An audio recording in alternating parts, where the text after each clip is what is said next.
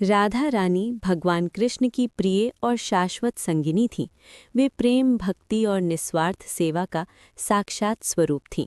उनकी कहानी सिर्फ एक प्रेम कहानी नहीं, बल्कि आत्मा और परमात्मा के मिलन की, जीवात्मा और ब्रह्म के एकात्म की एक दिव्य गाथा है। उनकी कथा इतनी विस्तृत और गहरी है कि इसे 30 मिनट में समेटना भी कठिन है, पर मैं आपको उनके जीवन के प्रमुख पहलुओं और उनके दिव्य स्वरूप का एक विस्तृत आख्यान सुनाती हूँ। राधा का प्राकट्य, एक दिव्य रहस्य। पौराणिक कथाओं के अनुसार राधा रानी का जन्म बरसाना के भानुगढ़ में वृषभानु गोप और उनकी पत्नी कीर्तिदा के घर हुआ था। ये जन्म सामान्य नहीं था, बल्कि एक अद्भुत और रहस्यमयी प्राकट्य था। कहा जाता है कि राधा ने जन्म के तुरंत बाद अपनी आंखें नहीं खोली थीं। उनकी आंखें तब खुलीं जब उन्होंने पहली बार अपने आराध्य भगवान कृष्ण को देखा था। ये इस बात का प्रतीक था कि उनका जीवन, उनका अस्तित्व केवल कृष्ण के लिए था। वे जगत को देखने नहीं आई थीं, वे तो केवल कृष्ण को देखने आई थीं। वास्तव में राधा भगवान कृष्ण की आंतरिक शक्ति, उनकी ह्लादिनी शक्ति का विस्तार है। ह्लादिनी शक्ति भगवान की आनंद देने वाली शक्ति है, जो उन्हें स्वयं आनंद देती है और दूसरों को भी आनंद का अनुभव कराती है। राधा इस शक्ति का सबसे शुद्ध और पूर्ण प्रकटीकरण है।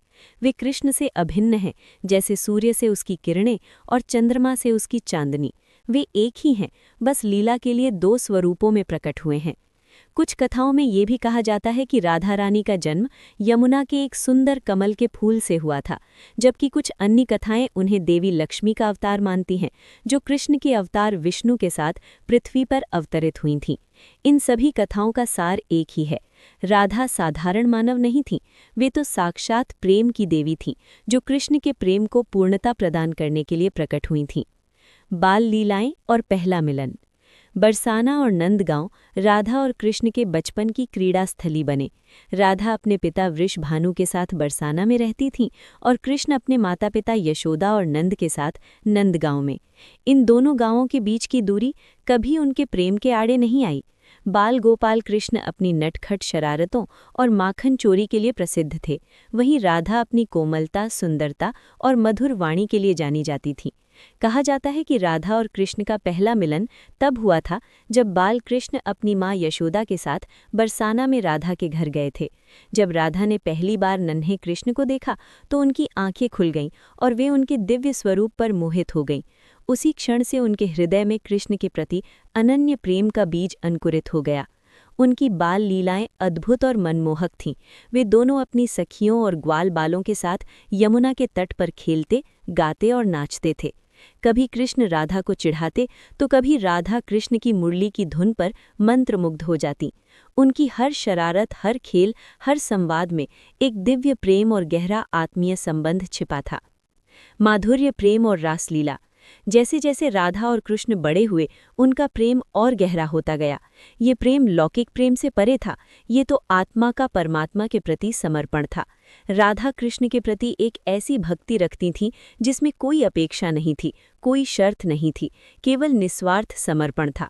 वे कृष्ण की हर इच्छा को अपनी इच्छा मानती थीं और उनके सुख में ही अपना सुख पाती थीं। रासलीला उनके प्रेम कहानी का सबसे प्रसिद्ध और प्रतीकात्मक अध्याय था।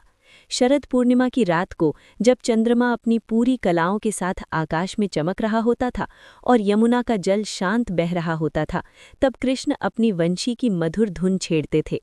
इस धुन को सुनकर राधा और गोपियां अपने सभी सांसारिक कार्यों को छोड़कर कृष्ण की ओर खिंची चली आती थीं।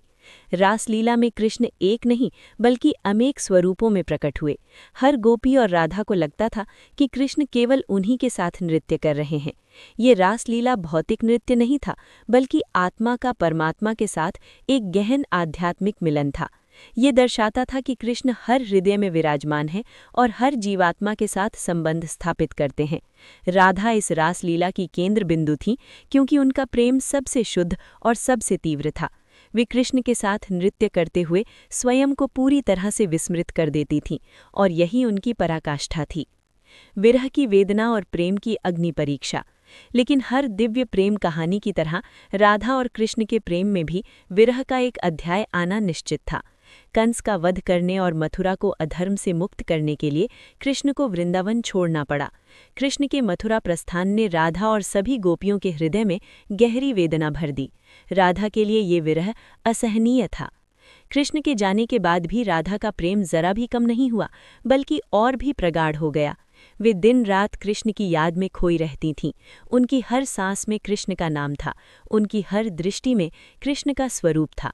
उन्होंने कभी किसी अन्य पुरुष की ओर देखा भी नहीं। उनका प्रेम इतना अटल था कि कृष्ण के बिना उनका जीवन नीरस हो गया। ये विरह ही उनके प्रेम की सबसे बड़ी अग्नि परीक्षा थी। राधा ने सिखाया कि सच्चा प्रेम भौतिक उपस्थिति पर निर्भर नहीं करता, बल्कि हृदय के गहरे संबंध पर आधारित होता है। भले ही कृष्ण उनके पास ना हो, वे हर पल उनके साथ थीं, उनके विचारों में, उनके भावों में, उनकी आत्मा में। राधा का विवाह और अनमोल सीख। कृष्ण के मथुरा जाने के बाद राधा का विवाह अयन घोष नामक एक व्यक्ति से हो गया। ये लौकिक विवाह था, लेकिन राधा का मन और आत्मा सदैव कृष्ण को समर्पित थी। उन्होंने एक आदर्श पत्नी और बहू के सभी कर्तव्यों का पालन किया, लेकिन उनका हृदय हमेशा वृंदावन में कृष्ण की यादों में डूबा रहता था।